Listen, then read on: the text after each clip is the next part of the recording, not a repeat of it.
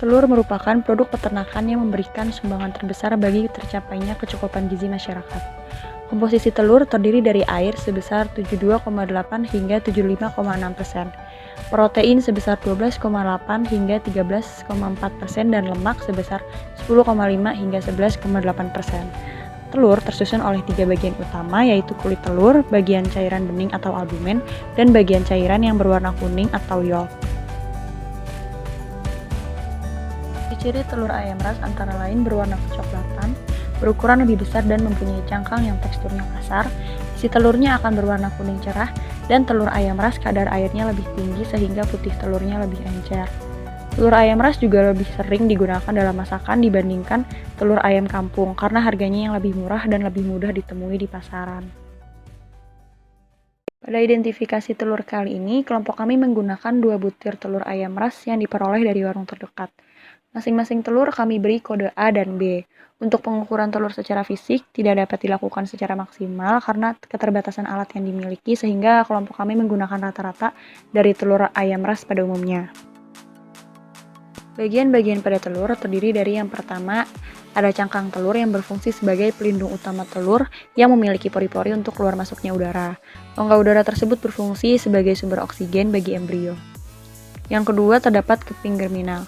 Karena telur ini merupakan telur ayam ras, maka tidak memiliki keping germinal. Hal ini disebabkan karena ayam petelur ras sudah merupakan final stock. Yang ketiga, terdapat kuning telur atau yolk. Yolk adalah cadangan makanan bagi embrio. Yang keempat, yaitu putih telur atau albumen. Putih telur berfungsi sebagai pelindung embrio dari guncangan dan sebagai cadangan makanan dari ayah.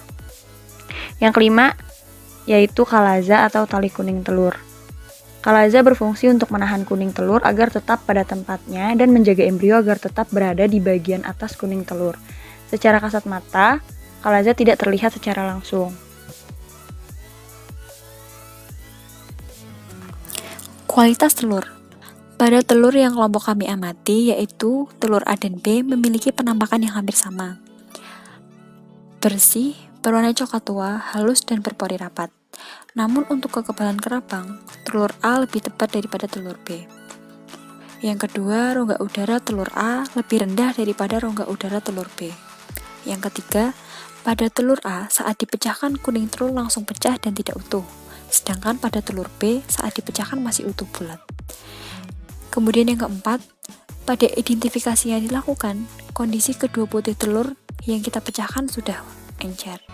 Untuk warnanya, putih dan bersih, tidak ada bercak darah. Yang kelima, pada kalaza tidak terlihat secara langsung.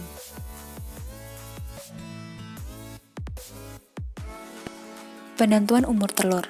Telur yang digunakan dibeli pada hari yang sama pada salah satu warung terdekat.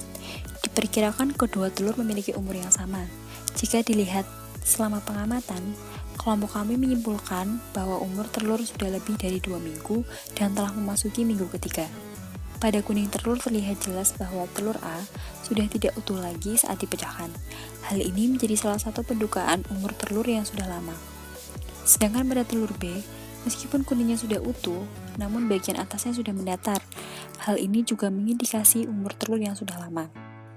Sebenarnya, ada cara yang lebih efektif dalam pendugaan umur telur, yaitu dengan cara melakukan perendaman telur. Posisi telur di dalam air akan menentukan umur dari telur tersebut. Berikut adalah contoh gambar dari pendugaan umur telur melalui perendaman dalam air.